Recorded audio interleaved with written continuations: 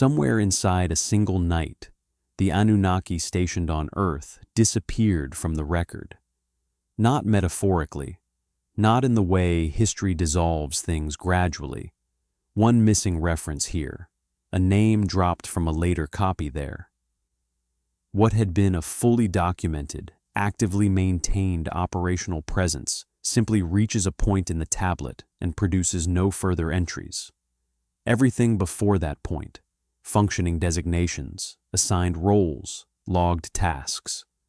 After it, nothing, no handover notation, no formal closure of the kind Sumerian scribes applied when a role ended on schedule, and no explanation of any kind for why.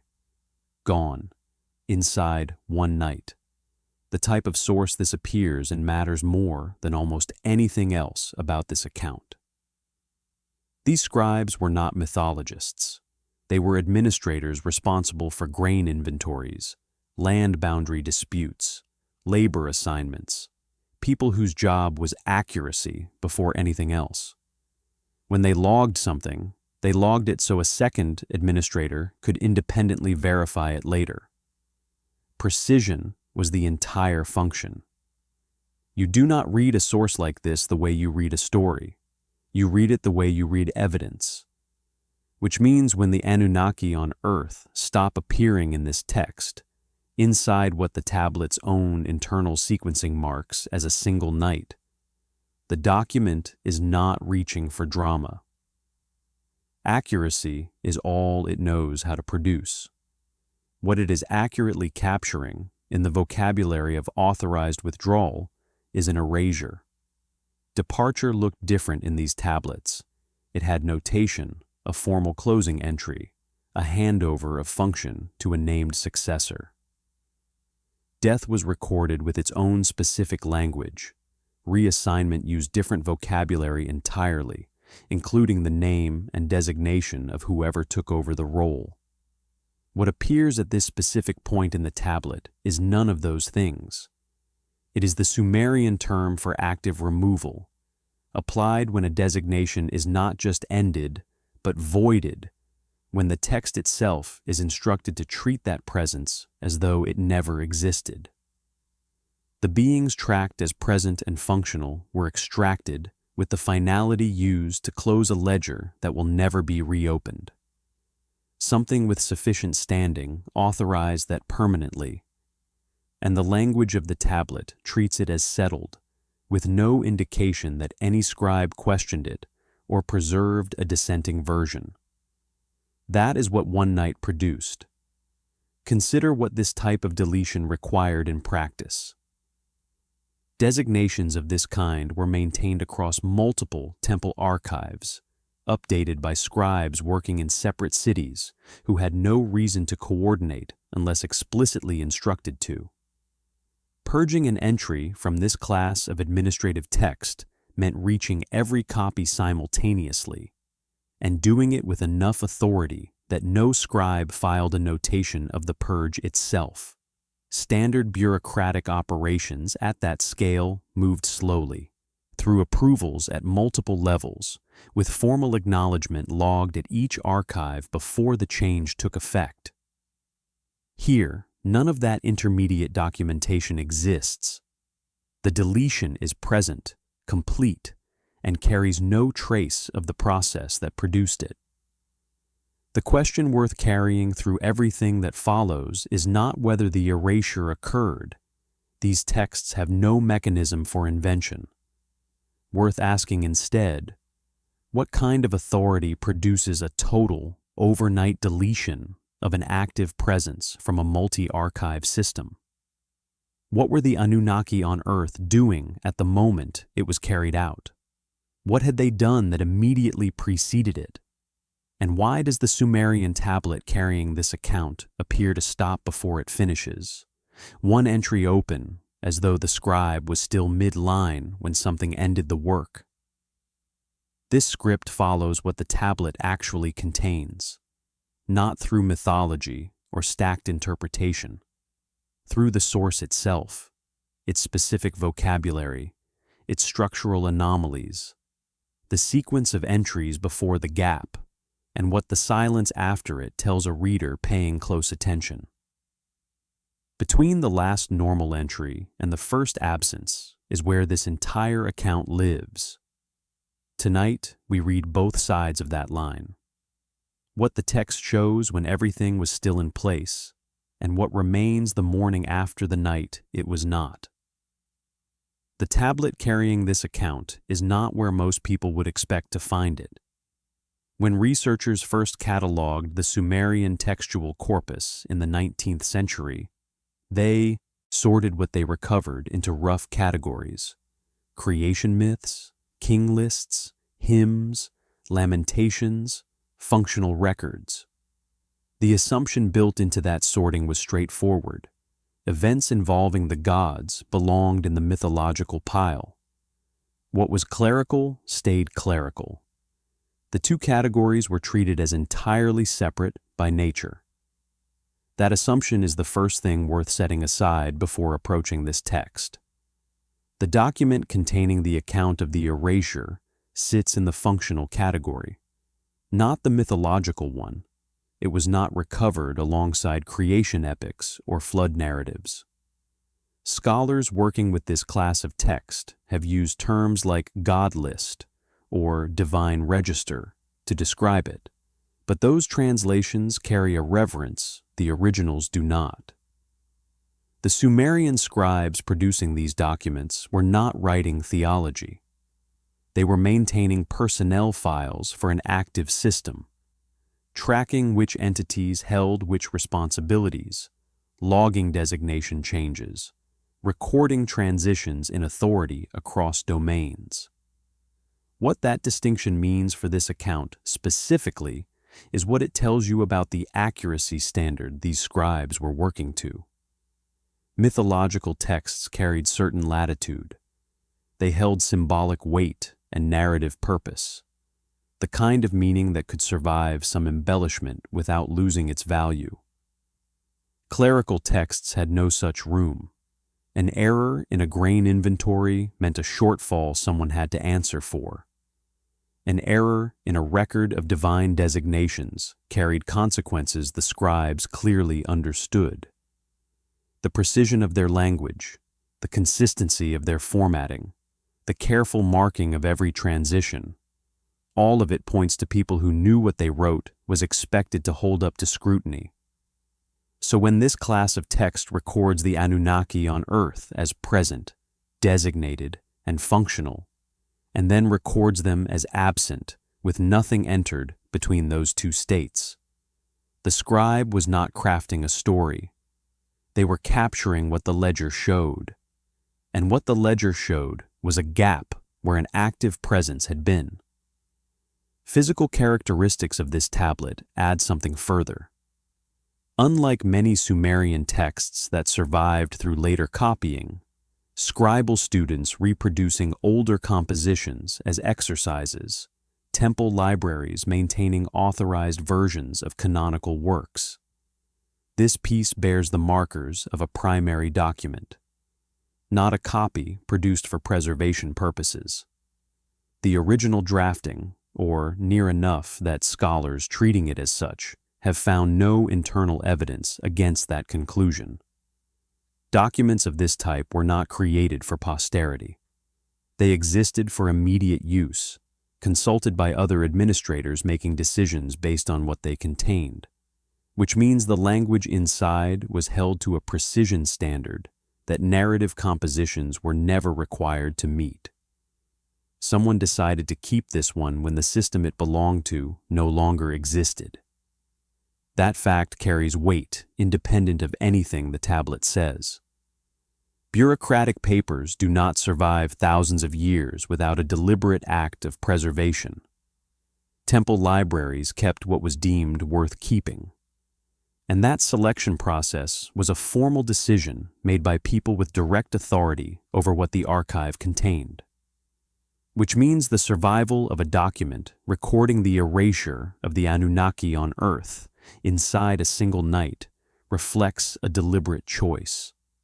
Someone filed this, maintained it, kept it accessible, at a point when letting it disappear would have been considerably simpler. Why that choice was made is a question the tablet does not answer, but the choice was made and the text survived. Reading it now in full awareness of what it actually is, precision maintained, produced for verification rather than inspiration, filed against the grain of everything being erased around it, changes what its contents mean. Not a myth someone composed, not a narrative shaped to carry meaning forward, a ledger entry someone chose not to destroy. And that distinction is the foundation everything else in this script is built on. Only one group of Anunnaki matters for this account, not the full pantheon. The Sumerian texts describe a tiered structure, beings of different rank, different function, different proximity to Earth. At the top of that structure sat the great gods, the decision-makers, the ones whose names fill the creation epics and flood narratives. Below them, Alzidabikors, separate designation entirely, the ones assigned to the surface, the ones whose job was not to govern from above, but to operate from within, stationed on Earth, managing its functions, logged in the administrative record as present and accountable. These are the specific beings the erasure removed, not the ruling tier, not the decision-makers at the top of the hierarchy. The ones whose removal left a gap in the operational record rather than in any mythological narrative. Their Sumerian designation translates roughly as those who descended to Earth, a functional description more than a title, the kind of label an administrative system gives to a class of worker defined entirely by their assignment. Where they came from was less relevant to the record than where they were.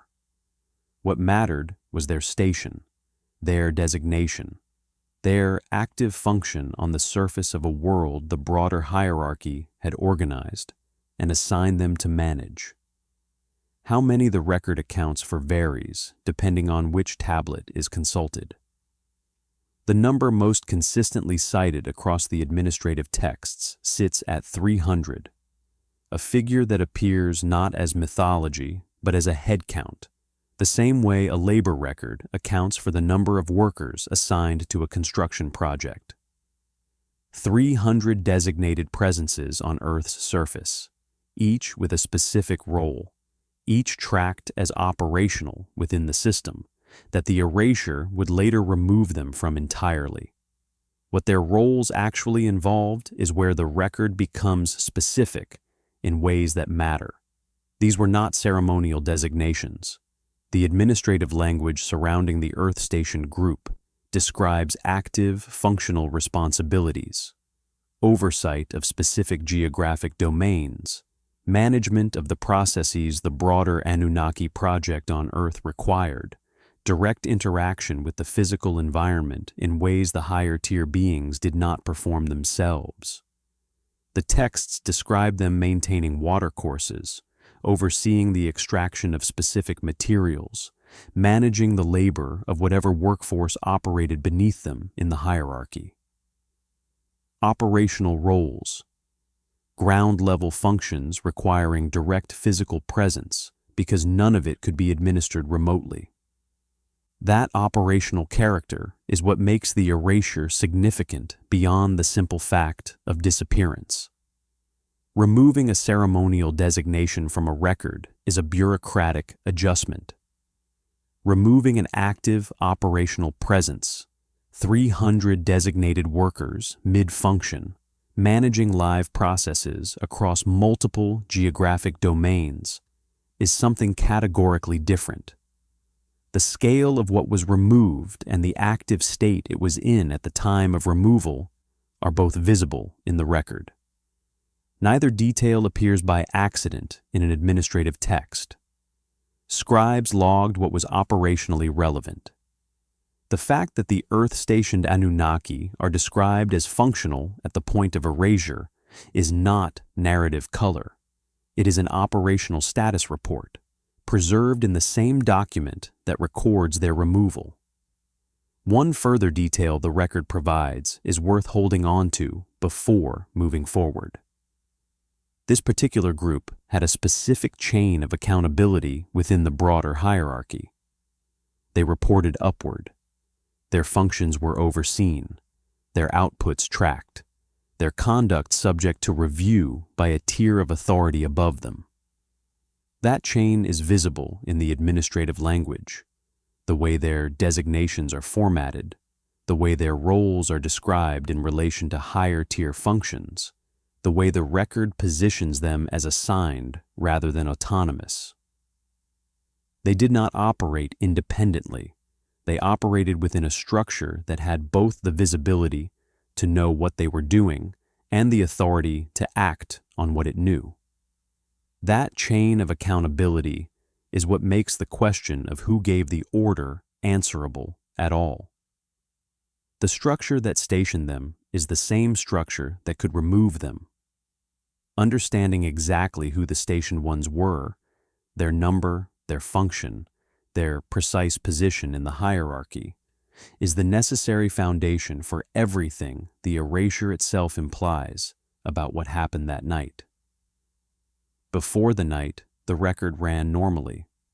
That is the detail most treatments of this material skip past entirely. They begin with the erasure, with the absence, with the mystery of what disappeared. What they leave out is the texture of what was present, because the administrative source does not jump straight to the removal. It captures the system functioning. It captures the Earth-stationed Anunnaki doing exactly what they were designated to do, each action logged with the same precision the scribes applied to everything operationally relevant. The picture it produces is not dramatic. It is routine. And that routine is precisely what makes the gap so disorienting when it arrives. Reading what came before the gap is not background. It is evidence. Watercourses were being maintained. The sequence preceding the erasure describes active oversight of irrigation systems, management of water flow across specific geographic zones, the kind of infrastructural work requiring continuous attention rather than periodic intervention. These were not completed projects filed away for reference. Live processes, mid-operation, dependent on the designated overseers being present for them to continue functioning. Nothing in the surrounding notation suggests conclusion, closure, or any indication that the work was approaching a natural end. The scribes recording these actions used the vocabulary of ongoing activity because ongoing activity was precisely what they were observing. Material extraction was running simultaneously. Active oversight of specific sites, the vocabulary a source produces when a process is in progress rather than concluded. Whatever was being extracted, whatever its operational purpose within the broader Anunnaki project on Earth, the record shows it without interruption or any sign of approaching completion. No closure marking of any kind appears in the entries surrounding this section of the text. Fully open when the night arrived and removed everything from the record in one movement. Labor management runs in the same sequence, parallel to both active processes described above. The workforce beneath the Earth Station group was being actively directed, assignments noted, outputs tracked, the administrative rhythm of a functioning operation building across sequential records, each one assuming the next will follow in due course. That rhythm runs right up to the point where it does not. No winding down visible in what precedes the gap. No reduction in activity, no redistribution of tasks, no sign of impending transition. Full operational function at the precise moment the erasure occurred, which is exactly what makes the transition forensically significant rather than administratively routine. What that complete picture adds up to is worth stating plainly. This was not a system in decline, not a presence gradually withdrawing, reducing its footprint, transitioning responsibilities to other parties before departure. The source contains no preparatory entries of the kind a planned exit produces, no reassignment of ongoing functions, no handover notation, no formal acknowledgement that the process is being managed would need to continue under different oversight after the departure. Everything the Earth-stationed Anunnaki were responsible for was simply running at the moment it stopped entirely. 300 designated presences, multiple active processes across separate geographic domains, a workforce being directed in real time, a complete operational picture gone inside a single night. Contrast between those two states is forensic, not atmospheric. A system at full operation does not produce the same gap as one winding down naturally. Trailing notation looks distinct. The distribution of activity in preceding records looks distinct. The vocabulary of transition looks distinct from what appears here. None of those winding down signatures are present. What exists instead is a hard stop, total and simultaneous, with no preparatory signal anywhere in what came immediately prior. What the sequence preceding the gap shows is a presence that had no indication removal was coming. What follows is a presence that no longer existed. Sitting between those two states is a single night, and nothing in the source on either side of that boundary does anything to explain how one state became the other. That is what the before looks like. A fully operational presence, no warning, no preparation for what arrived that night. Everything after it is the question this script exists to follow. The record does not announce when something goes wrong. It never does. Administrative texts do not editorialize. They do not insert warnings before the critical entry, do not change tone to signal that what follows is unusual. The scribe maintaining this document was not writing for a future audience trying to understand what happened. They were logging operational status for the administrator who would consult it next. Which means when the language shifts, when something in the formatting or vocabulary departs from the pattern the preceding entries had been producing, the shift is not rhetorical, it is data. There is one specific moment in this tablet where the language changes before the erasure itself, not dramatically. The casual reader, moving through the text without close attention to scribal convention, would likely miss it entirely. What changes is small in the way that genuinely significant forensic details tend to be small. A single term used differently than surrounding context would predict. A transition marker in a position where the preceding sequence had not required one. Not an error. Sumerian administrative scribes at this level of institutional function did not produce casual errors. Every deviation from standard formatting was produced by a specific condition requiring non-standard language. The deviation here is precise and deliberate. What it records is the first indication in the text that the system's normal operating state had changed. The specific shift involves a closure marker. Sumerian administrative convention had distinct vocabulary for different types of transition. A function completing its natural cycle used one class of term. A designation being reassigned used another. A role being suspended pending review carried its own notation. None of these appear at this juncture. What appears instead is a term whose primary administrative use occurs in the context of accounts being settled before closure. The kind of language applied when a ledger is being prepared for finalization rather than continued, not concluded, not transferred, prepared for the kind of ending that assumes nothing follows it. That term does not belong in the middle of an active operational sequence. Its presence there is the signal. What makes this particular anomaly forensically useful is that it precedes the full erasure rather than coinciding with it.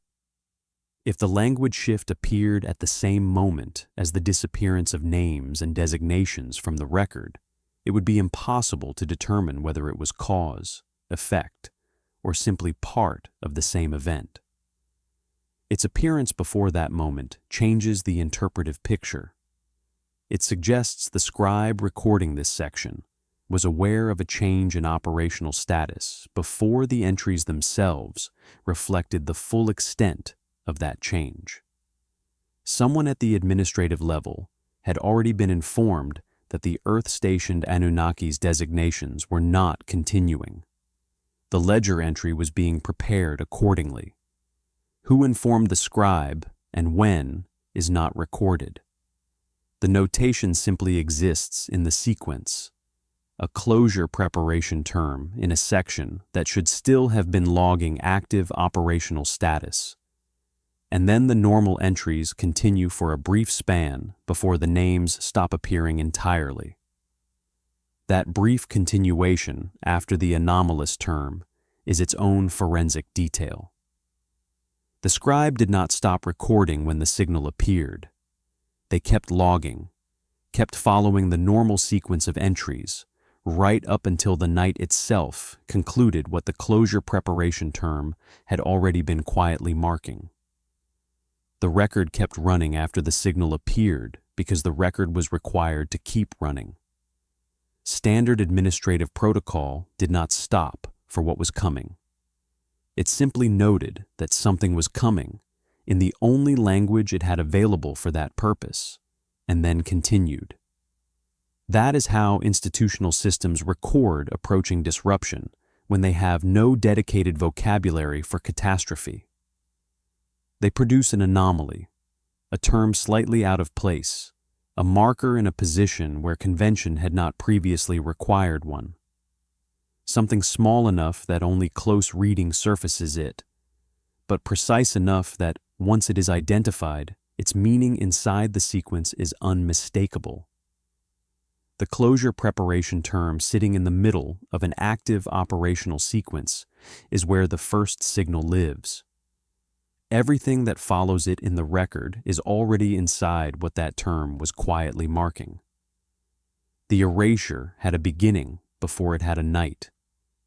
Not every word for disappearance means the same thing in Sumerian administrative language. This distinction matters more than it might initially seem.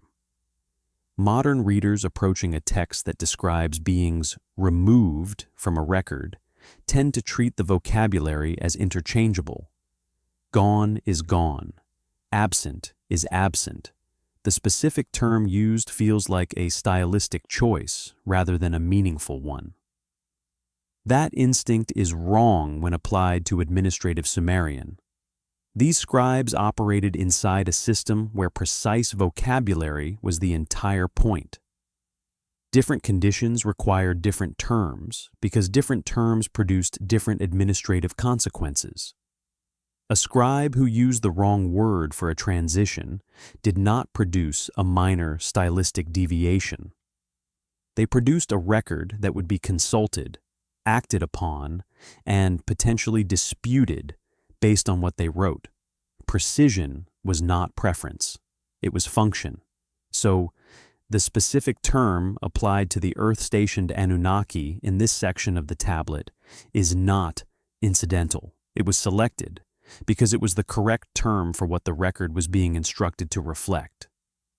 Sumerian has distinct vocabulary for what English collapses into a single concept of removal. One class of terms covers departure, a designation ending because the holder left, transitioned, or completed the assigned function. These terms carry no negative valence. They are the administrative equivalent of a completed project entry, a role marked finished in the normal course of operations. Another class covers death, a separate, clearly marked vocabulary with its own conventions, its own ceremonial language in certain contexts, its own formatting when it appears in an administrative document.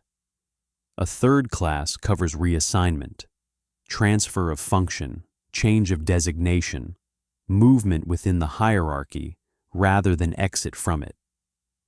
None of these classes appear at the relevant point in this tablet. The term used belongs to a fourth category, one that appears rarely enough in the administrative corpus that its presence in any document is immediately notable to a trained reader. This is the vocabulary of voiding, not departure, not death, not reassignment. The active administrative cancellation of a designation, applied when the record itself is being instructed to treat a presence as though it had never been authorized. The difference between a name that stops appearing and a name that is actively struck is not semantic. In Sumerian administrative practice, it is the difference between a role that ended and a role that was retroactively invalidated. What the tablet is recording is not that the Earth-stationed Anunnaki left or died or were transferred. It is recording that their designations were voided, that the authority which had originally assigned them to Earth was now applying the administrative mechanism for treating that assignment as no longer valid in any form. The practical consequence of that vocabulary choice is significant. Voiding language in this class of administrative text did not simply close a current record. It carried implications for all connected records, temple archives, related ledgers, any document that had referenced the voided designation as an active, authorized presence. The term was an instruction as much as a notation. Other scribes consulting related records would understand from this vocabulary that the designations in question were to be treated as canceled throughout the system, not simply concluded in this specific document. A single term, carrying administrative reach across every archive that held connected entries. That is not the vocabulary of an ordinary transition. It is the vocabulary of erasure in its most precise institutional sense, applied here to 300 designated presences simultaneously inside a single night, with the full administrative weight that the term carried in Sumerian record-keeping practice. One further dimension of this vocabulary is worth closing on. The voiding term in question appears in one other consistent context in the Sumerian administrative corpus: the cancellation of debt. Specifically, the kind of debt cancellation issued by royal decree, an act of absolute authority that retroactively restructured what the record had previously shown as valid and binding. Its appearance here, applied to divine designations rather than financial obligations, uses the same structural logic. What had been authorized and recorded as real was being declared, by sufficient authority, no longer real. The record was being corrected, not updated, not closed, corrected to reflect a new administrative truth. The Earth-stationed Anunnaki were not removed. They were retroactively unmade. The single-night claim is the detail most likely to be dismissed.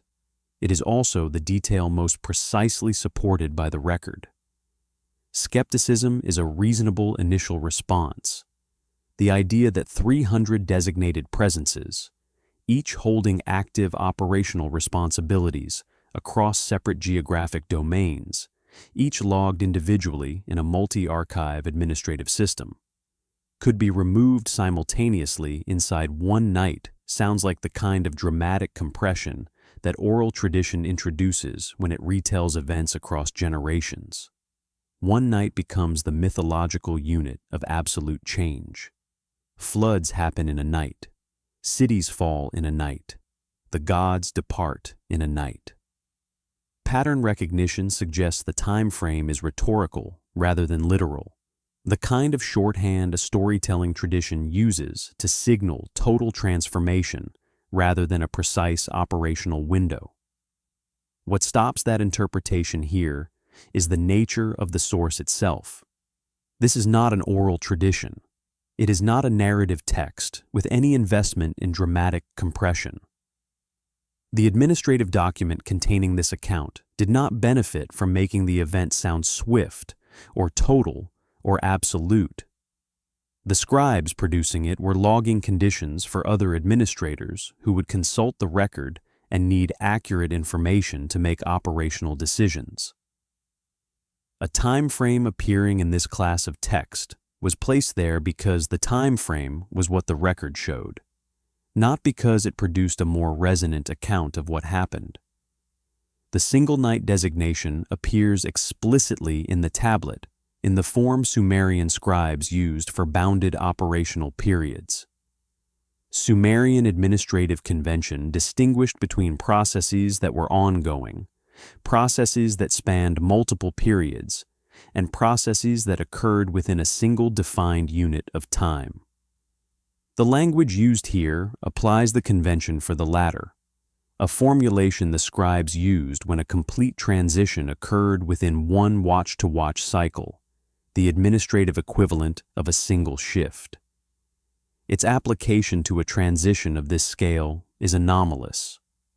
That convention typically appears in records of tasks, a specific labor assignment completed within one period, a material transfer executed within a single day's accounting window. It does not typically appear in records of designation changes, because designation changes at this level of the hierarchy were not the kind of thing that happened in a single accounting period. Its presence here is the tablet's own assertion that what happened did not follow standard administrative timelines. Cross-reference within the same tablet confirms rather than complicates this. The sequence of entries surrounding the erasure contains no intermediate period markers, no notation of the kind Sumerian scribes inserted when a process extended across multiple accounting windows. Everything that occurs between the last normal operational entry and the first entry reflecting the voided designations sits inside a single bounded period. If the removal had taken longer, the record would show it, because the record was designed to show it, because multi-period processes required multi-period notation for the connected archives to reconcile correctly. The absence of intermediate markers is itself evidence. Not absence in the sense of missing information. Absence in the sense of a record that functioned correctly and produced exactly what a single period transition was supposed to produce. The gap is clean because the event was clean. No stages, no sequence, no graduated removal of designations one after another. The accounting window opened on a fully operational presence and closed on a voided one. What that implies structurally is the detail section 16 will return to at length, because the speed of an administrative action and the level of authority required to execute it at that speed are directly connected in Sumerian institutional logic. For now, the point is narrower. The single night is not a rhetorical device that entered this account through the distortions of transmission. It is a precise administrative designation, applied by a scribe logging what the record showed within a standard accounting window. 300 designated presences, multiple active operational functions, a multi-archive system, and a single bounded period containing the entire transition from present to voided. The tablet says one night because the tablet shows one night. Erasure is never total. That is the first forensic principle worth applying here. Even the most thorough administrative cancellation leaves residue, entries in connected records that were not updated in time, place names that persist in documents referencing the voided designations without recording the voiding, structural references that assume the presence they were built around still exists. The pattern of what survives a selective erasure tells a trained reader something the erasure itself was not designed to communicate. It tells you about the reach of the authority that ran it, the speed at which connected archives were updated, and whether the removal was comprehensive by design or comprehensive by accident. This erasure left specific things intact. Their presence in the record is not random. Geographic designations survived entirely.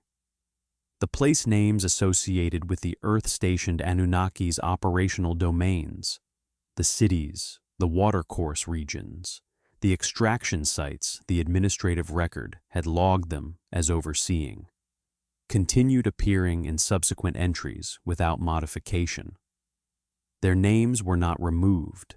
The territories themselves were not struck from the record. Whatever the voiding language applied to the designated presences was instructed to cancel, it did not extend to the physical geography those presences had been managing. The land remained in the record. The ones assigned to it did not. Infrastructure references survived in the same pattern. The watercourses, the maintained systems, the operational processes the Earth-stationed group had been running. These continued appearing in post-erasure entries as existing structures, acknowledged realities the record still had reason to reference. No notation suggests these systems were discontinued alongside the designations that had overseen them. They were simply present and apparently functioning, referenced by later entries as ongoing concerns requiring management, with no acknowledgement anywhere in the subsequent record of who was now responsible for them. The infrastructure outlasted its administrators by enough time that the record kept noting it without noting the absence of the people who had built and maintained it.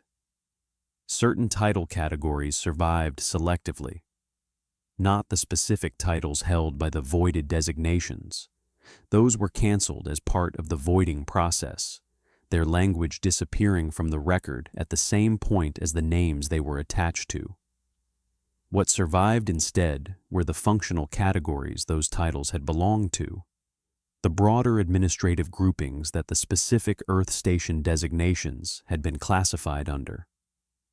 The hierarchy of function persisted in the record even after the specific holders of those functions were removed. An empty category maintained in the administrative structure, with the designations that had populated it, canceled out, and nothing entered to replace them. That selective survival is the forensic detail carrying the most weight.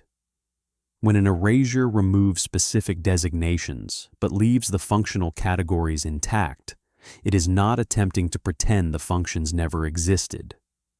It is removing the holders of those functions while preserving the record of the functions themselves. That is a precise distinction, one that requires the authority running the erasure to have been specific about scope. Remove these designations. Do not remove the categories. Do not remove the geography. Do not remove the infrastructure. The erasure had defined boundaries, applied selectively, which means whoever authorized it had a clear and specific object, not the elimination of all record of an operational presence on Earth, but the elimination of the specific presences themselves. What that selectivity implies about intent is the point. An authority attempting to erase all evidence of the Earth-stationed Anunnaki's existence would have extended the voiding language to every connected reference. The geography, the infrastructure, the functional categories, all of it would have been struck. None of it was. Which means the authority that ran this was not trying to pretend the operation had never occurred. It was trying to remove the operators while leaving the operation's physical and structural record intact. The land, the systems, the categories, these were not the problem. The 300 designated presences holding those categories were. The erasure removed people, not a program. What remained in the record was left there deliberately, and what was left tells you exactly what the authority that ordered this was and was not trying to accomplish. An erasure of this scale did not authorize itself. That is not a speculative claim. It is a structural one, grounded in how Sumerian administrative hierarchy functioned at the institutional level. The system was built around authorization chains. Every action of operational consequence required a corresponding authorization, logged at the appropriate tier of the hierarchy, before the action could be recorded as valid. Minor administrative adjustments, task reassignments, temporary suspensions of function, changes to labor allocations, could be authorized at relatively low levels of the hierarchy and recorded without reference to higher authority. The further up the hierarchy the action reached, the higher the authorization tier required before the record would accept it as legitimate. Voiding the designations of 300 Earth-stationed beings simultaneously was not a minor administrative adjustment. The specific vocabulary used for this erasure, the voiding language examined in Section 6, carried its own implicit authorization signature in Sumerian administrative convention.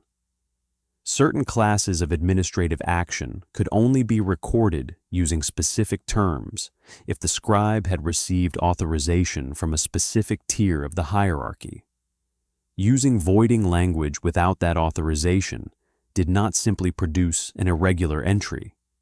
It produced a record that connected archives would refuse to recognize as valid, because the connected archives were also staffed by scribes who understood what the vocabulary required. A scribe could not write this term into a record of this type unless what they were writing had come from a level of authority that could legitimately issue it. The formatting of the relevant entries confirms the authorization level.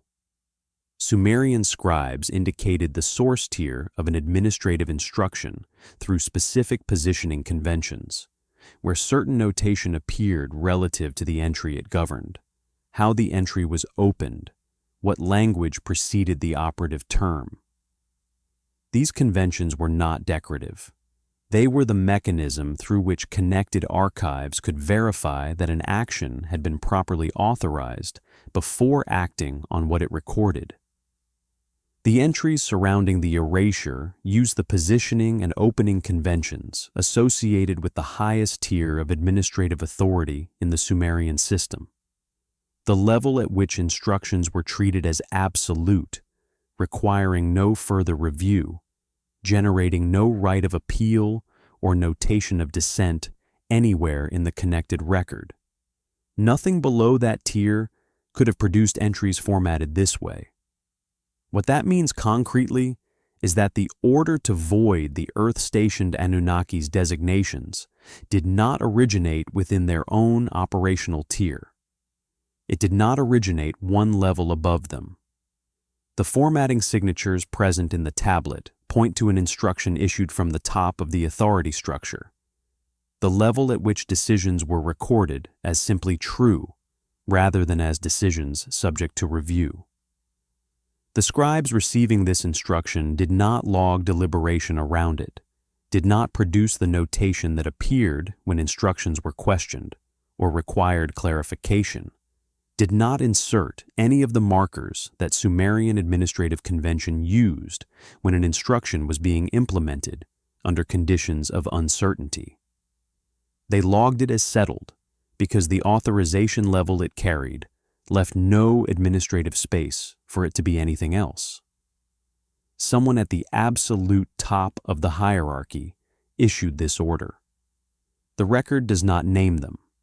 That absence is itself a formatting choice. Sumerian administrative entries at the highest authorization tier did not always name the issuing authority directly. The formatting conventions were considered sufficient identification because only one level of the hierarchy could produce entries in that format. Naming the source would have been redundant in a system where all readers of the record already understood what the formatting indicated. The scribe did not need to write the name because anyone consulting the document would read the format and know, which means the record is telling a trained reader exactly who gave this order. Not through explicit statement, through the administrative language surrounding the erasure, through the positioning of notation, through the vocabulary selected, and the tier that vocabulary required to be valid.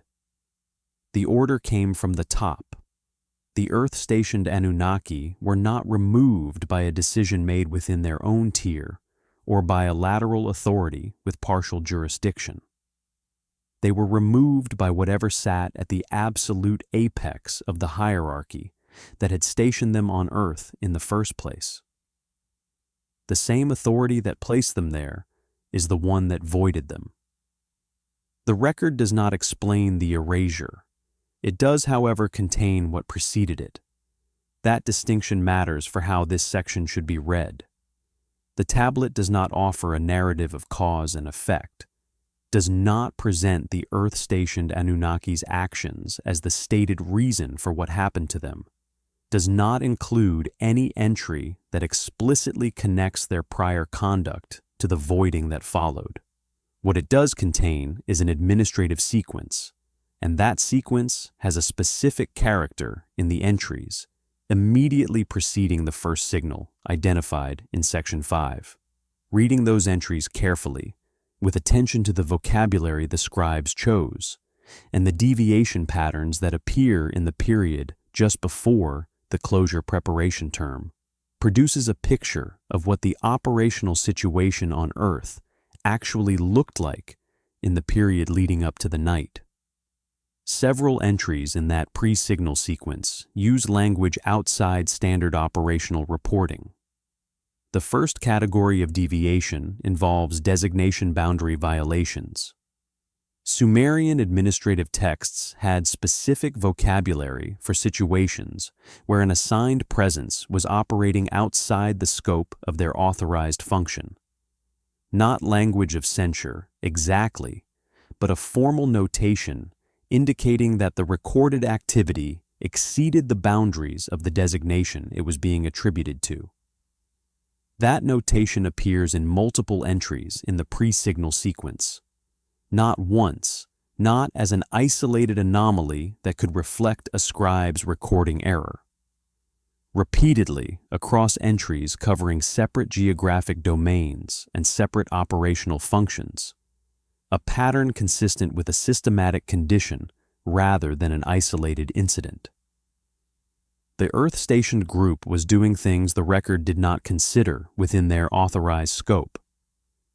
The second category involves what the Sumerian administrative corpus elsewhere uses to record unauthorized interaction, specifically unauthorized interaction with parties outside the designated hierarchy. The vocabulary here is more oblique than the boundary violation notation, which is itself a signal. Sumerian scribes tended toward directness in administrative language.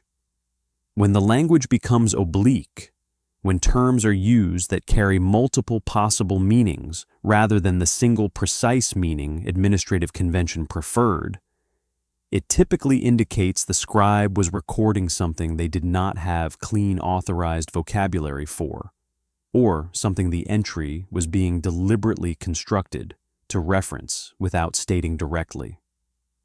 What those oblique entries surround, in context, is a set of interactions the record treats as outside the sanctioned operational framework. The third and most significant category appears in a single entry type that the Sumerian administrative corpus associates with what might be translated as exceeding of station, a formal designation for a class of violation in which an assigned presence claims or exercises authority beyond what their designation authorized. This is not a minor infraction in Sumerian institutional logic. Designation boundaries were the structural foundation of the entire administrative system. A presence that exceeded its station was not simply inefficient or disruptive. It was actively undermining the architecture the hierarchy depended on to function. The entry type associated with this violation appears in the pre-signal sequence, in a form indicating it had been formally noted, and, critically, that the notation had been transmitted upward through the authorization chain. Someone above the Earth Station tier had been formally informed of the violation before the night occurred.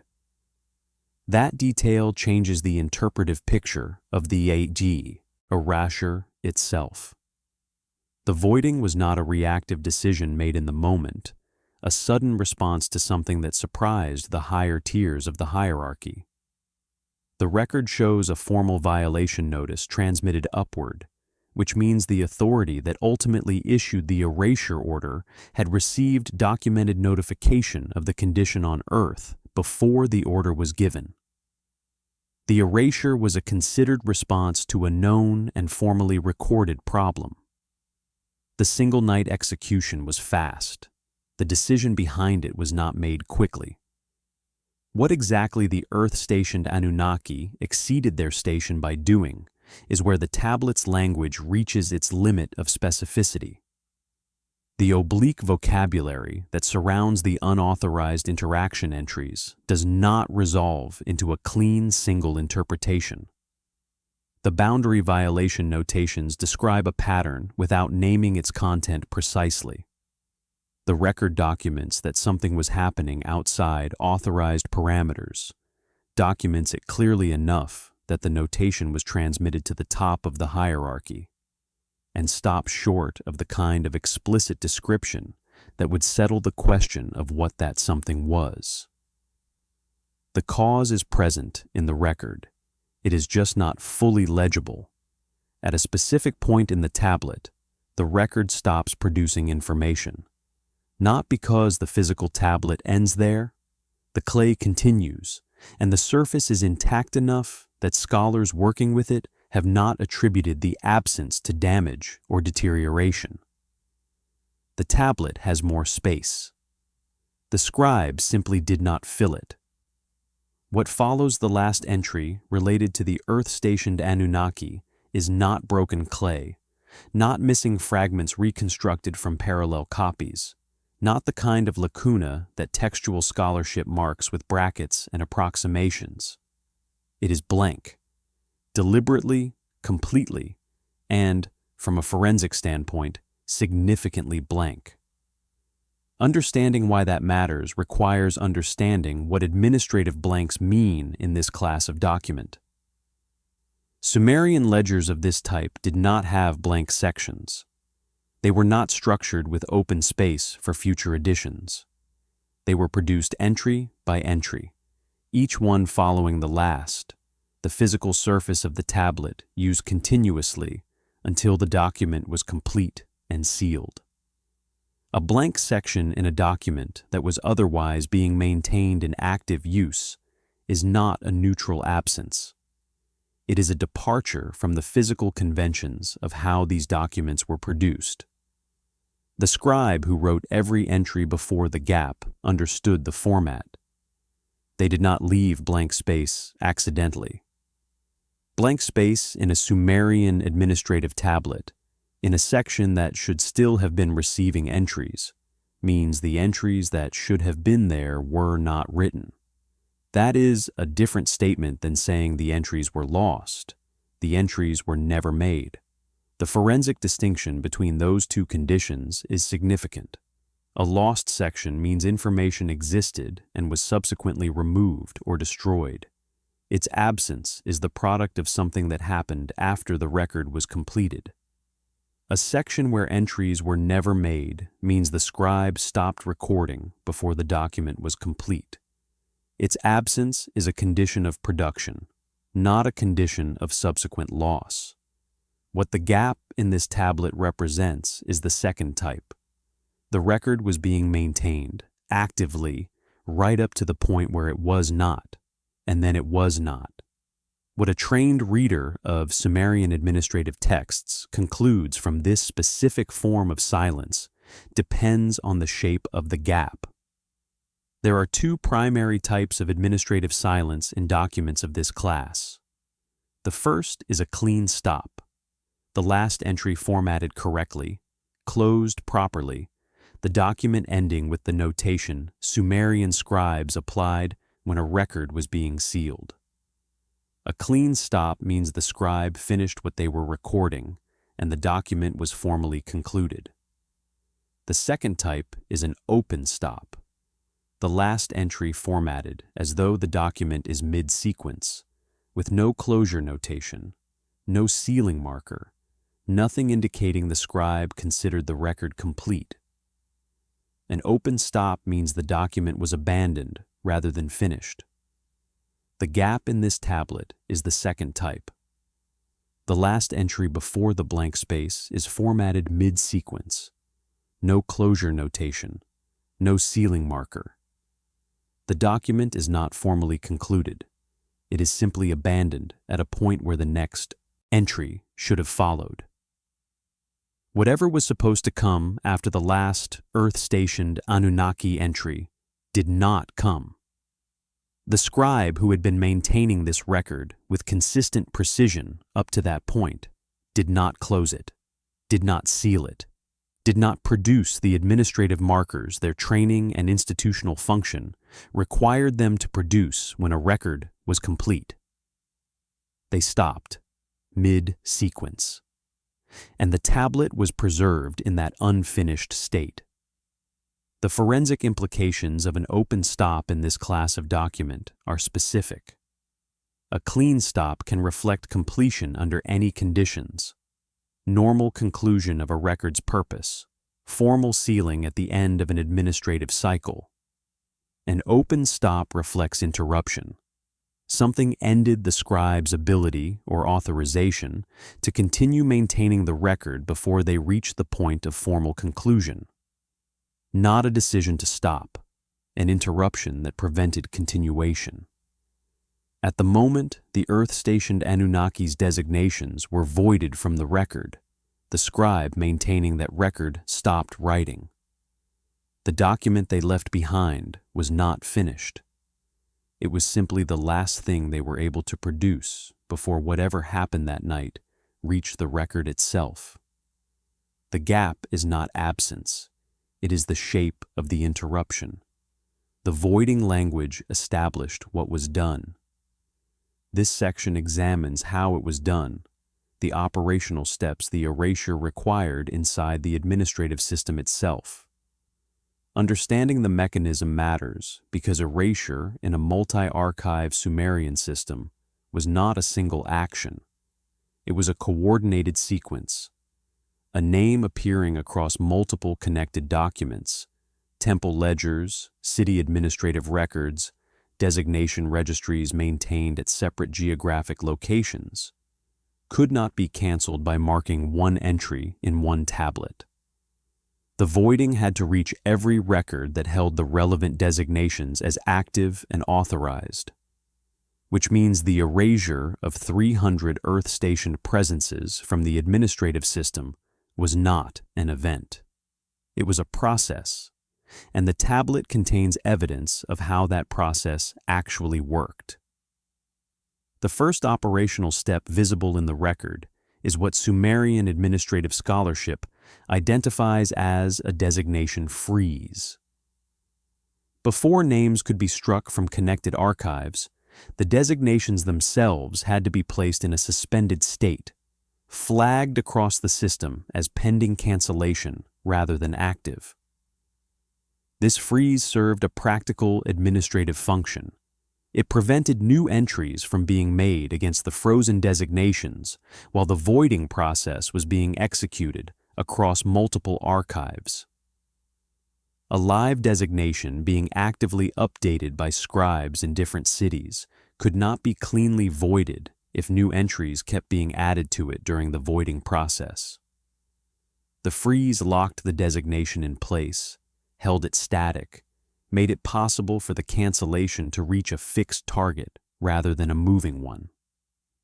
Evidence of the freeze appears in the tablet in the form of a specific suspension marker, a notation Sumerian scribes used to indicate a designation was not to be updated pending further instruction.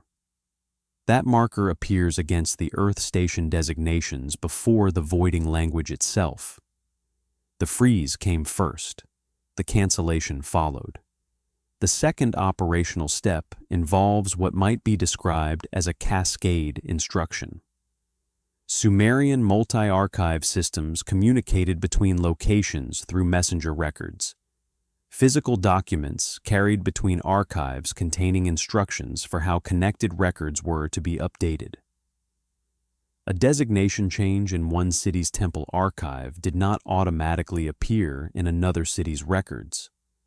A messenger document had to be produced, carried, received, and acted upon before the second archive reflected the change.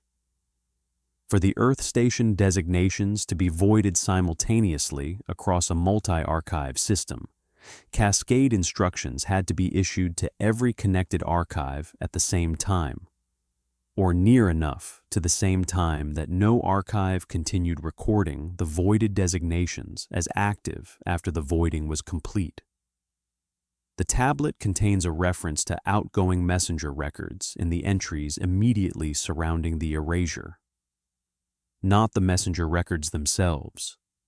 Those were separate physical documents that would have been carried to their destinations and either acted upon or preserved in the receiving archives. What the tablet contains is the notation Sumerian scribes made when a messenger record had been issued, a standard marker indicating that an instruction had been dispatched to a connected location. Multiple instances of that marker appear in tight sequence around the erasure entries. Multiple archives were being notified simultaneously. The cascade was not incidental. It was the mechanism through which a single night voiding of a multi-archive designation system became operationally possible. The third step is the one that most directly answers the question of how a name is actively removed rather than simply allowed to stop appearing. Sumerian administrative convention for voiding an existing entry did not involve physically altering the original record.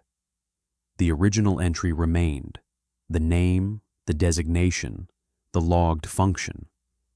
What the voiding process added was an overlay notation, a specific marking applied over or adjacent to the original entry that instructed all subsequent readers of the record to treat what was beneath it as cancelled. The notation did not erase in the physical sense. It administratively superseded. A reader encountering a voided entry saw both the original and the cancellation marker, and the convention was unambiguous. The cancellation marker governed.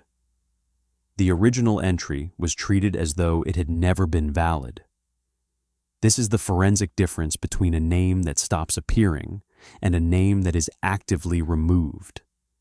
A name that stops appearing leaves a trailing record. All entries up to the point of disappearance remain valid, readable, unremarked upon. The record simply ends for that designation without comment. A name that is actively voided carries the cancellation marker applied retroactively. And depending on the scope of the voiding instruction, that marker could be applied not just to current entries, but to all prior entries in the record. A full retroactive voiding treated every previous entry for the canceled designation as invalid from the point of cancellation forward. The designation did not just stop. It was declared by administrative authority to have been concluded. Whether the voiding applied to the Earth-stationed Anunnaki was current only or retroactive is where the tablet becomes difficult to read with certainty. The cancellation markers visible in the relevant entries are applied in the format associated with current voiding, canceling the designation as of the night, not reaching backward to invalidate every prior entry. But there is one anomalous entry in the sequence where the marker's positioning is ambiguous, placed in a location that in other Sumerian documents has been associated with retroactive application, though the formatting is not definitive enough for scholars to treat it as confirmed. The ambiguity is itself a data point. If the voiding was intended to be purely current, the formatting anomaly should not exist. Its presence suggests either an intention toward retroactive cancellation that was not fully executed, or a scribe working at the boundary of what the standard formatting conventions could cleanly accommodate. The mechanism, in its complete form, was a freeze followed by a cascade, followed by cancellation markers applied across a multi-archive system inside a single administrative period. Every step required coordination. Every step required authorization from a level of the hierarchy capable of issuing instructions that multiple archives in separate cities would act upon simultaneously without question. The operational complexity of what happened in one night was not hidden by the record. It was documented in it, entry by entry, marker by marker, in the precise administrative language that Sumerian scribes used when they were recording exactly what occurred. The erasure was not improvised. It was executed. The single-night claim has already been established through the tablet's own timeframe designation. This section goes further, into the internal sequencing of the record itself, where the speed of the erasure is not stated, but demonstrated. Stated timeframes in administrative documents are assertions. Internal sequencing is evidence. The difference matters because an assertion can reflect the scribe's understanding of what occurred without necessarily capturing its precise operational reality. A scribe told that something happened in one night would record it as happening in one night, whether the actual window was 12 hours or 36. Internal sequencing cannot be adjusted that way. The order in which entries were written, the presence or absence of period markers between them, the formatting conventions that Sumerian scribes used to indicate when one accounting window ended and another began. These are structural features of the document that reflect the actual temporal conditions of its production. They cannot be edited for narrative convenience without producing detectable inconsistencies elsewhere in the record. The internal sequence of this tablet contains no period markers between the last normal operational entry and the first post-erasure entry. That absence requires some context to carry its full weight. Sumerian administrative tablets maintaining records across multiple accounting periods used a consistent insertion convention, a marker placed between entries belonging to different periods, allowing any reader or connected archive to identify which accounting window each entry belonged to. These markers were not optional. They were functional, the mechanism through which multi-archive systems reconciled their records with each other, verifying that entries were being compared within the same temporal frame rather than across different ones. A scribe maintaining a document across multiple periods who did not insert period markers was producing a record that connected archives could not reliably reconcile. The training, the institutional expectation, and the practical consequences all pointed in the same direction. Period markers went in when periods changed. There is no period marker between the last normal entry and the first post-erasure entry in this tablet. What that means structurally is unambiguous. The scribe who produced this sequence did not insert a period marker because the sequence did not cross a period boundary. Both entries, the last record of normal function and the first record reflecting the voided designations, belong to the same accounting window. Whatever separated them temporally was not long enough to require the marker that a period transition would have produced. The entire transition from functioning operational presence to voided designations occurred within a single accounting period. Sumerian administrative accounting periods varied in length depending on the document type and the institution maintaining the record. For the class of administrative text this tablet belongs to, The standard accounting period was a single day cycle, from one dawn notation to the next. The absence of a period marker between the two entries means the transition occurred within one day cycle, not across several, not gradually over a span of accounting windows, inside the boundaries of a single period that the scribe was actively maintaining and would have marked if those boundaries had been crossed. This is the internal sequencing evidence. It does not rely on what the tablet asserts. It relies on what the tablet's own formatting structure demonstrates. There is a second layer of speed evidence in the surrounding entries that reinforces the same conclusion. The entries immediately preceding the last normal operational entry show no reduction in activity density. In a gradual transition, a presence being wound down, designations being phased out over multiple periods, the record would reflect decreasing activity in the periods approaching the end. Fewer entries per accounting window. Fewer active functions being logged. The administrative signature of a managed reduction is visible in other Sumerian records, where designated presences were removed through planned processes, and it looks distinctly different from what appears here. The entries immediately before the night show full operational density, the same number of logged functions, the same level of active management, the same administrative rhythm that had characterized the record throughout the period of normal operation. Full density up to the boundary. Nothing after it. A third confirmation comes from the cascade instruction markers identified in Section 12, the notations indicating that messenger records had been dispatched to connected archives. Those markers cluster in a tight sequence around the erasure entries rather than being distributed across multiple periods.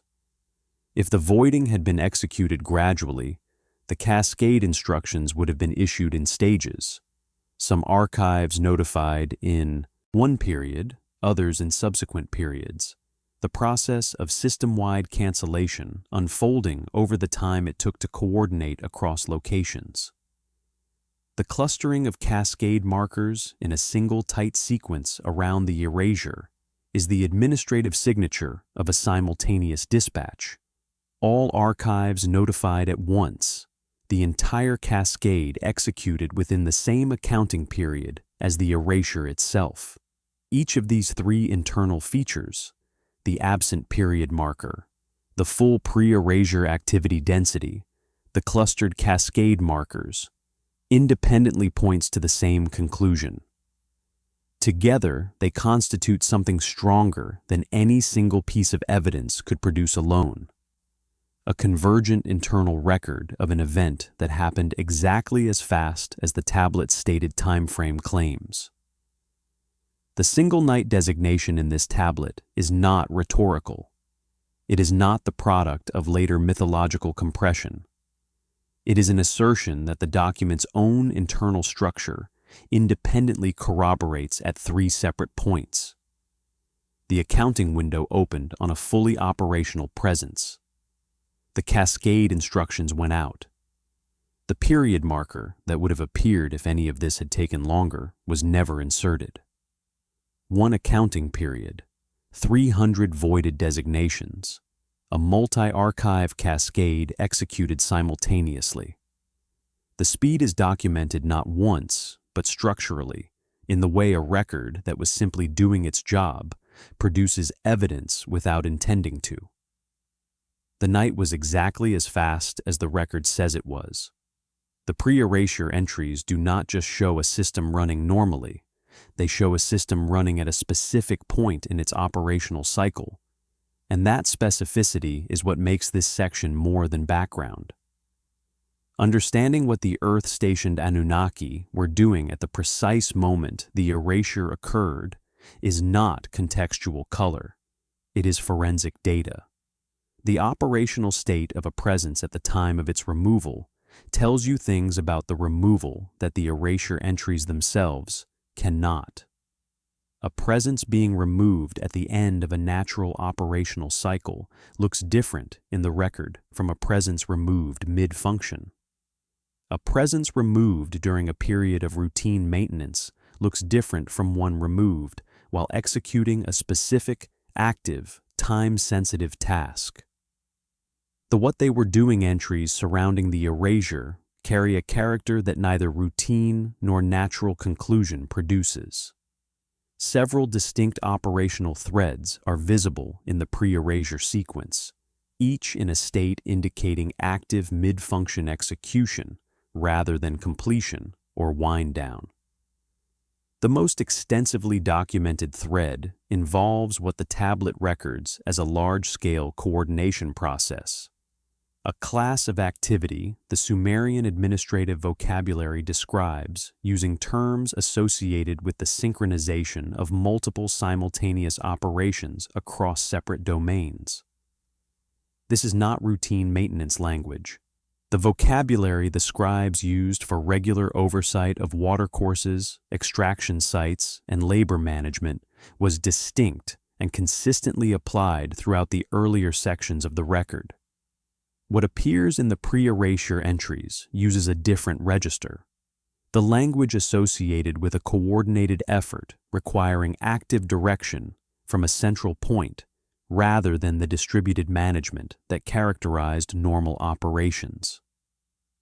Multiple geographic domains, previously logged as operating semi-independently under their respective designated overseers, appear in these entries as being actively synchronized toward a common operational objective. The record does not name the objective. It names the activity of pursuing it. The administrative language used for this coordination class of activity appears elsewhere in the Sumerian corpus in contexts involving the preparation of a system for a significant transition. The kind of language produced when multiple operations are being brought into alignment in anticipation of a change that will affect all of them simultaneously. Its appearance here, immediately preceding the erasure, means the Earth-stationed Anunnaki were not simply maintaining existing operations at the time of their removal. They were actively coordinating those operations towards something. The record captures them mid-coordination, the objective unreached, the synchronization process interrupted. A second operational thread visible in the same sequence involves what the tablet records as active interface with the population of the surface. This is where the boundary violation notations from Section 10 intersect with the operational picture. The vocabulary here is some of the more oblique language in the pre-erasure sequence, the same deliberate indirection identified earlier, where the scribes appear to be recording something that the standard administrative vocabulary was not cleanly suited to describe. What the entries do make clear, through the functional categories they reference and the designation tier they attribute the activity to, is that the Earth Station group was engaged in direct operational interaction with the human population at the surface level, not administrative oversight of human labor, which was a standard and unremarkable part of their logged function throughout the record. Something the vocabulary treats as categorically distinct from that. Interaction outside the normal sanction parameters of the human management function. The boundary violation notations cluster most densely around these entries. This is significant not just because of what it suggests about what the Earth-stationed Anunnaki were doing, but because of what it confirms about the timing of the violation's formal notification upward through the hierarchy. Section 10 established that the exceeding of station notation had been transmitted to higher authority before the night. These pre-erasure entries show the activity that generated that notation still actively in progress at the time of the erasure. The formal violation notice had gone up. The higher authority had received it. The Earth-stationed group was still doing what had generated the violation notice when the erasure arrived. They had not stopped, had not received a warning that produced compliance, had not wound down the activity that was outside their authorized parameters. The third thread is the one that most directly answers the question of what kind of interruption the erasure represented. Several entries in the tight pre-erasure sequence use the vocabulary associated with what Sumerian administrative texts record as an unfinished commissioning, a process of preparation for a new operational phase, the administrative equivalent of staging a system for launch. The vocabulary is specific enough that its presence is not ambiguous. This class of language appears in the corpus consistently when a designated presence is in the process of establishing a new operational structure rather than maintaining an existing one. The Earth-stationed Anunnaki, in the period immediately preceding the night, were not just maintaining what they had been doing, they were building something additional. What the new operational structure was intended to accomplish is where the record stops being specific. The commissioning vocabulary describes the process of establishment without detailing the content of what is being established. It is the administrative language of preparation, not the language of description. The record shows the activity of building without showing what was being built. What it does show is that the building was interrupted mid-process. The commissioning entries do not reach a conclusion. No completion marker appears. The process they describe was active and ongoing at the point the erasure occurred, cut off by the voiding in the same way the coordination process and the unsanctioned surface interactions were cut off. Everything the Earth-stationed Anunnaki were doing in the period immediately preceding the night was mid-execution at the moment it was terminated. Nothing was concluded, nothing was handed over, nothing was wound down or completed or formally closed before the voiding reached them. 3 active threads, a large-scale coordination process approaching an unnamed objective, unsanctioned surface interactions, continuing despite the formal violation, notice already transmitted upward, and an unfinished commissioning of a new operational structure. All running simultaneously, all cut mid-execution, all left incomplete by the night that removed the presences driving them. The erasure did not wait for a convenient stopping point. It arrived while the Earth-stationed Anunnaki were in the middle of doing things. That is what the record shows. And what was being done, the coordination, the unauthorized interaction, the new operational structure being built without sanction, is the closest the tablet comes to a documented reason for why the night arrived when it did. This is where the record is read directly. Everything preceding this section has approached the tablet through its structural features, the document type, the authorization conventions, the vocabulary categories, the sequencing patterns. Those layers of analysis are necessary groundwork. They establish the framework through which the specific lines can be read with the precision they require. But the lines themselves are the evidence. Everything else is the method for approaching them. This section puts down the method and reads what is actually written, word by word, in the specific passages where the erasure is most directly recorded, with attention to every deviation from standard scribal convention that a trained reader of this material would flag. The first passage begins with an entry opener that is immediately anomalous. Standard Sumerian administrative entries of this class open with a date notation or a designation reference, one of 2 conventions, applied consistently throughout the document up to this point. The entry containing the primary erasure language opens with neither. It opens instead with what scholars of Sumerian administrative texts have identified as a performative marker, a term whose function in the corpus is to signal that what follows is not a record of something that occurred, but a declaration of something being enacted through the act of writing it.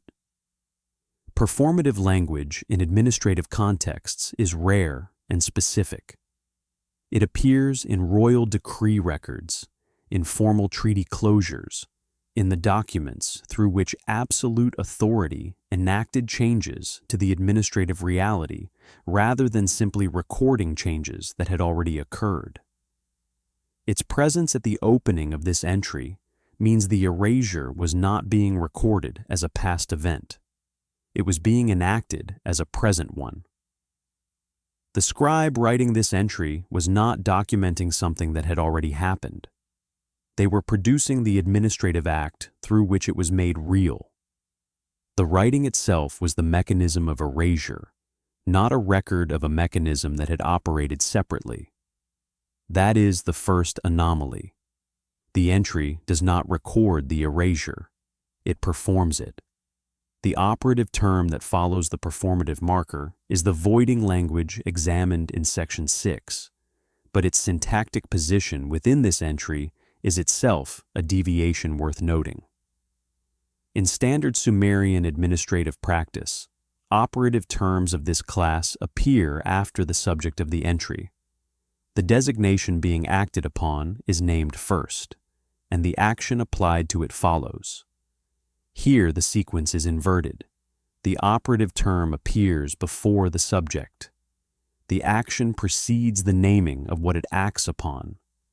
Scribal inversions of standard subject-action order in administrative texts are not stylistic choices. They are not the Sumerian equivalent of poetic license. When they appear in documents of this class, they carry a specific conventional meaning. The inversion signals that the action has absolute priority over the identity of its subject. The voiding is primary. The specific designations being voided are secondary. Whatever the Earth-stationed Anunnaki were, whatever their individual designations, their specific functions, their logged histories within the system, all of that is subordinated by the syntactic structure to the single overriding administrative fact of their cancellation. The grammar of this entry was constructed to make the erasure more real than the things being erased.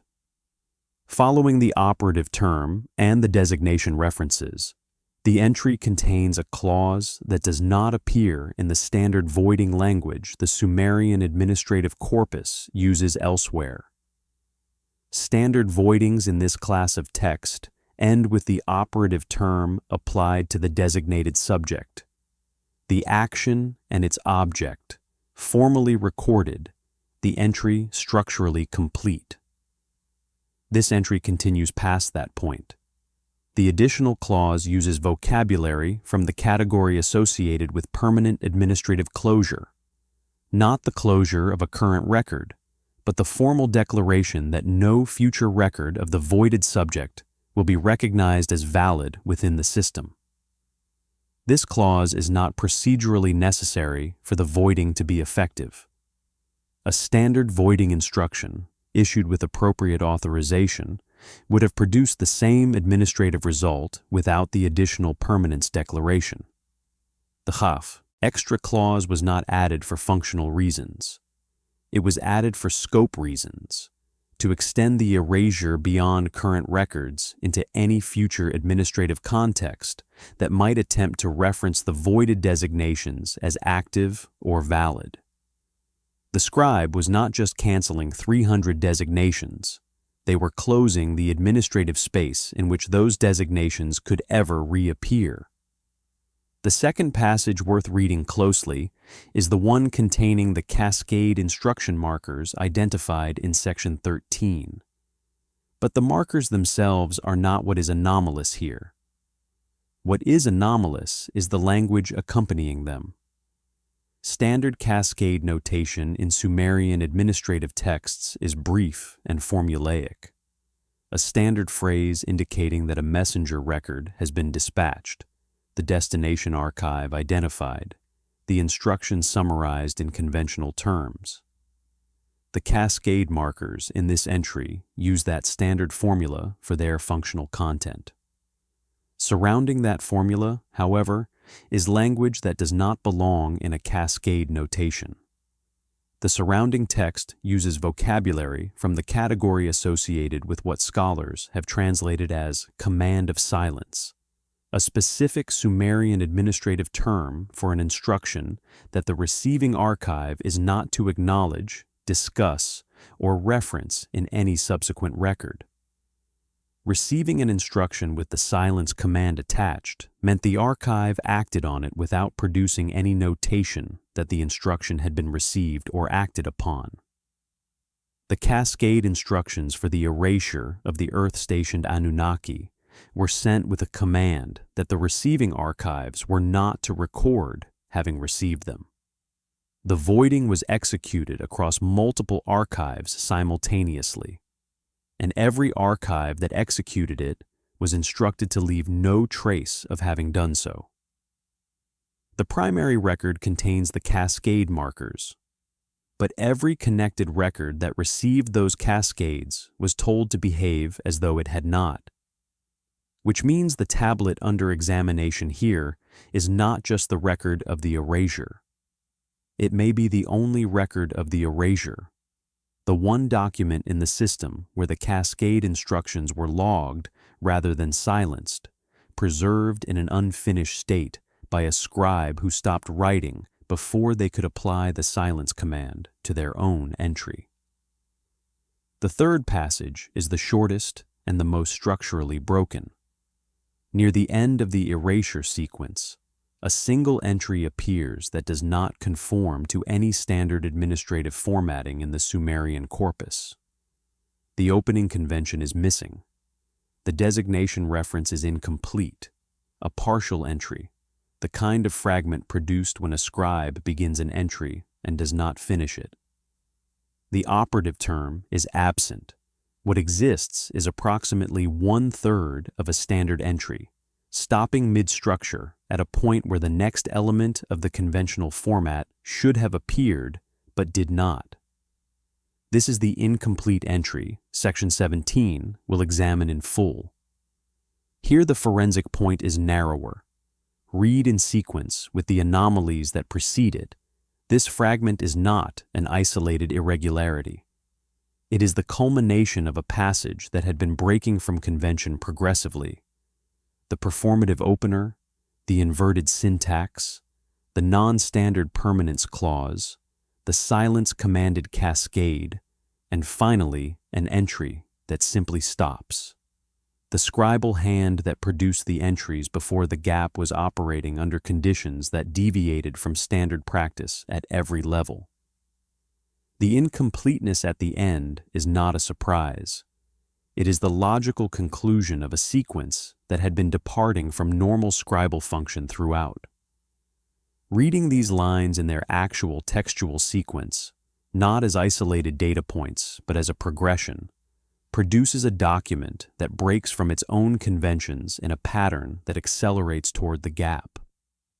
Each entry in the erasure sequence deviates more completely from standard practice than the one before it. The record was not simply capturing an unusual event in standard language. The event was reaching into the production of the record itself, bending the scribal conventions progressively until the final entry could not be completed at all. The lines do not just describe the erasure, they bear its marks.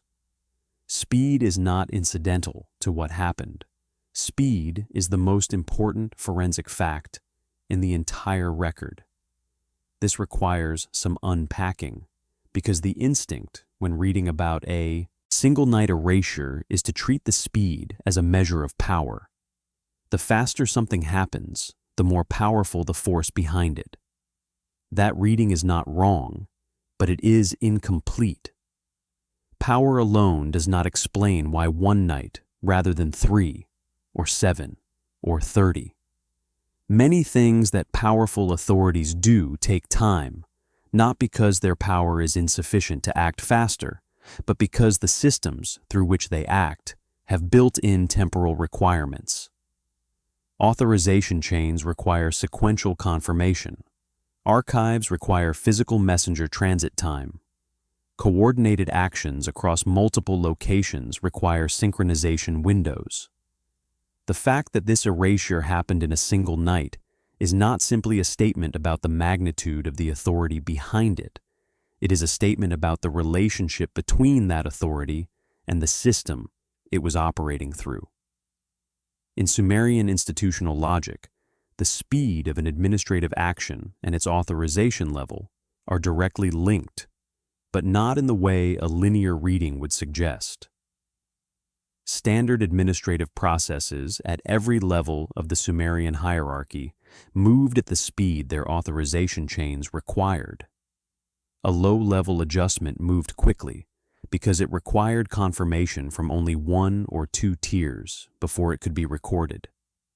A significant transition, reassignment of major designations, changes to operational scope across multiple domains, moved slowly because it required confirmation at multiple levels, each of which had to receive, review, and formally acknowledge the instruction before it could pass it upward or downward. The speed of an action in this system was, in practical terms, a function of how many confirmation steps it required. More steps meant more time. Fewer steps meant faster execution. A single-night execution means the erasure required essentially no confirmation steps at all. That is not a statement about shortcuts being taken or protocol being bypassed. It is a statement about where in the hierarchy the order originated. An instruction issued from the absolute apex of the administrative structure. The tier whose decisions were treated as inherently valid without requiring confirmation from above did not need to travel upward through the authorization chain because there was nothing above it to confirm. It issued downward. Every archive receiving the cascade instruction from that level of authority was obligated to execute without requiring confirmation from any higher tier, because no higher tier existed. The speed of execution was not a function of urgency. It was a function of the instruction requiring zero upward confirmation before it was valid. But there is a second interpretation of the single-night time frame that the record supports equally, and the two are not mutually exclusive. The documentation produced during a standard administrative process is distributed across time. Authorization confirmations at each level, acknowledgement notations at each archive, the paper trail that multi-level approval generates across the full span of the process.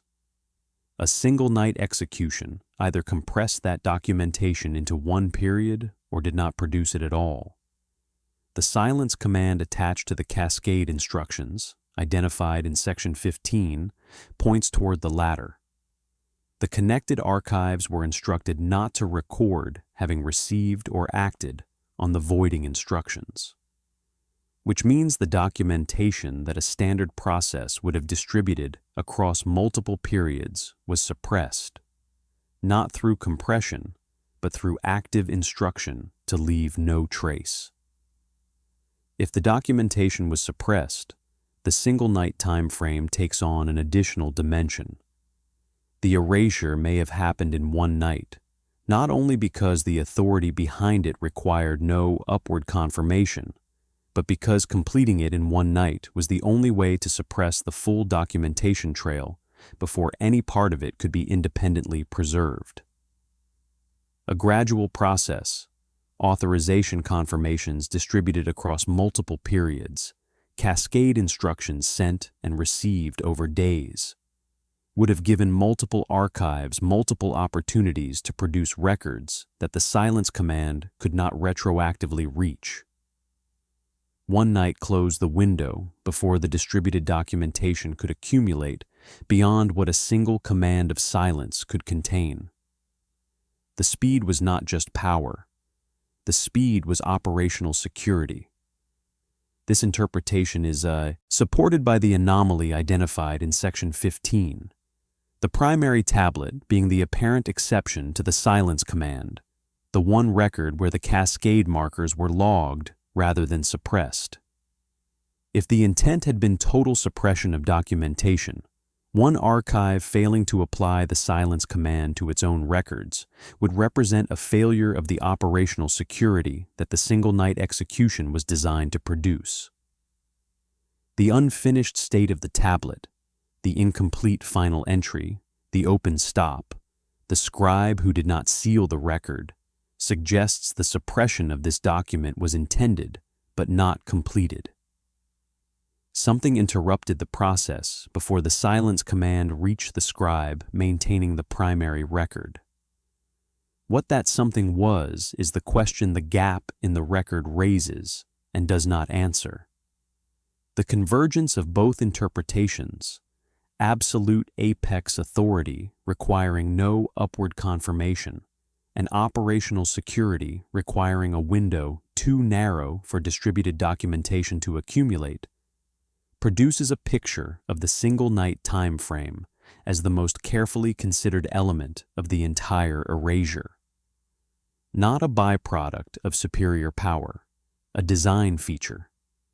The speed was chosen because it served specific functions that a slower process could not have served. The authority was sufficient to execute at any speed. One night was selected because one night accomplished things that 7 nights could not. 300 designated presences, a multi-archive cascade, a silence command reaching every connected record, all of it executed within a single accounting window by an authority that needed no confirmation from above, completing the entire operation before the documentation trail could outrun the suppression instruction. The single night is not the most dramatic detail in this account. It is the most deliberate one. Every other anomaly in this tablet has an explanation rooted in the conditions of the erasure itself: the performative opener, the inverted syntax, the permanence clause, the silence-commanded cascade. Each deviation from standard scribal convention connects to a specific operational requirement of what was being executed that night. They are anomalies with causes. The incomplete entry at the end of the erasure sequence is different. Its cause is not visible in the record. What it contains is not a deviation from convention in the service of an administrative function. It is a deviation that serves no function at all, a partial entry, structurally broken, producing nothing the administrative system could use. That is what makes it the most significant single feature of the entire tablet.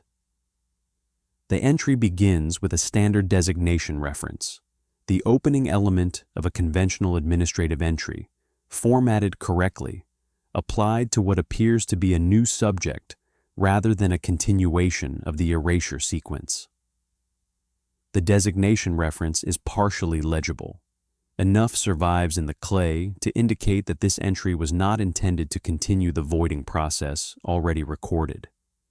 It was beginning something else, a new entry, a new subject, the record moving forward past the erasure into whatever administrative function was supposed to follow it.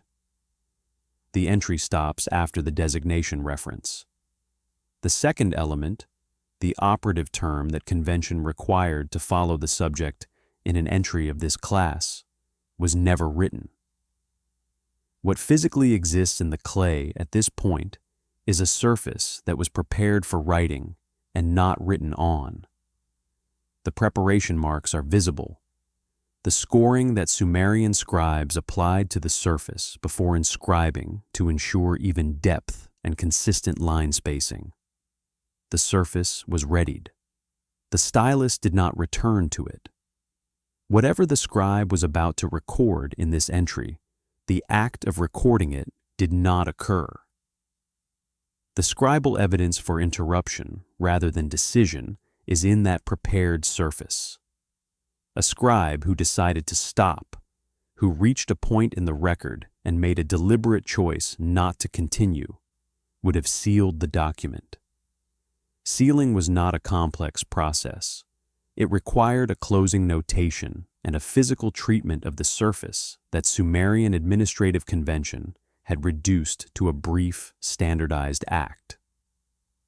A scribe exercising deliberate choice about the document's completion had everything they needed to close it cleanly. The prepared surface with no inscription is not the product of deliberate choice. Preparation implies intention to continue. The absence of inscription after preparation implies that continuation was prevented rather than decided against.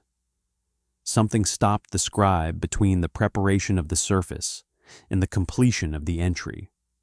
What that something was is not recorded anywhere in the tablet, because the tablet is the record the scribe was maintaining when whatever it was occurred. There is no external document that notes the interruption. No connected archive entry that references the primary record being abandoned mid-sequence.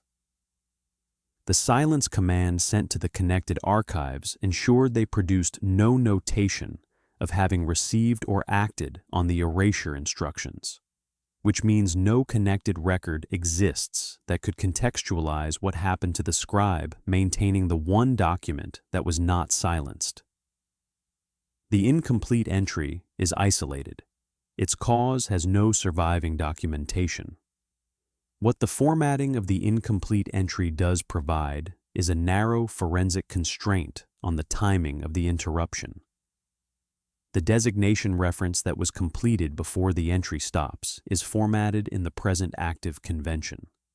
The scribal notation indicating that the subject of the entry was currently functioning at the time of writing. This is not the post-erasure vocabulary. This is the vocabulary a scribe used when they were about to log an active, ongoing function. The scribe was not preparing to record another erasure. They were preparing to record something that was currently happening, a live operational status, present tense, the normal administrative rhythm of a functioning system, resuming after the extraordinary entries that had preceded it. The interruption occurred at the moment the record was returning to normal. That timing is the forensic detail worth holding. The erasure entries had been completed. The cascade instructions had been dispatched. The voiding had been executed and recorded. Whatever operational emergency had produced the breaking of scribal convention throughout the erasure sequence had apparently passed. Passed enough that the scribe had begun the transition back to standard administrative function, opening a new entry in the normal present active format. And at precisely that moment, in the space between the completed designation reference and the operative term that should have followed it, the record stopped. Not at the height of the disruption. After it. The silence command sent to connected archives was, based on the evidence of Section 15, an instruction the primary scribe had not yet applied to their own document at the time the interruption occurred. The tablet was not sealed. The cascade markers were not suppressed. The record was not treated as the connected archives were instructed to treat their copies. Whether the primary scribe was aware of the silence command, or was in the process of applying it when the interruption occurred, or was never reached by the instruction at all, the tablet cannot answer. What the tablet shows is a document that was supposed to be silenced, was not silenced, and was preserved in the unfinished state of a record whose scribe did not complete their final entry. One designation reference, a prepared surface, no operative term, no closing notation, no seal. The incompleteness is not a mystery in the sense of something hidden or deliberately obscured. It is a mystery in the most literal documentary sense, a record that ends before it was finished, for reasons the record itself cannot contain, at a moment when the evidence suggests the worst of what produced the preceding anomalies had already passed. The scribe survived the erasure entries. they prepared the surface for a new entry. They wrote the first element of it. Whatever reached them, it arrived in that space. The last entry in this tablet is not the incomplete one. That distinction is worth making precisely because the incomplete entry, the designation reference with its prepared surface and absent operative term, is followed by one further line. A single line inscribed after the break in the sequence, in a position that does not conform to any standard entry format in the document. It is not a new entry. It is not a closing notation of the kind Sumerian scribes used to seal a record. It does not follow the incomplete entry in the way a continuation would follow an opening. It does not complete what the incomplete entry began. It sits after it, separately, in the clay, formatted as neither entry nor closure nor continuation. What it is, in the Sumerian administrative corpus, is a witness mark. Witness marks in Sumerian documents were produced under specific conditions. When a scribe needed to indicate that they had been present at a point in the record without being authorized or able to produce a full entry about what they had witnessed. They were not common. They did not carry operational weight in the way standard entries did. A witness mark was not an administrative act. It was a notation of presence, the scribal equivalent of a signature applied to a document the signer had no authority to alter, indicating only that they had been there and seen what the document contained. The final line of this tablet is a witness mark applied by the scribe to their own record. The implications of that take a moment to resolve. A scribe producing a witness mark on their own document was not following standard practice.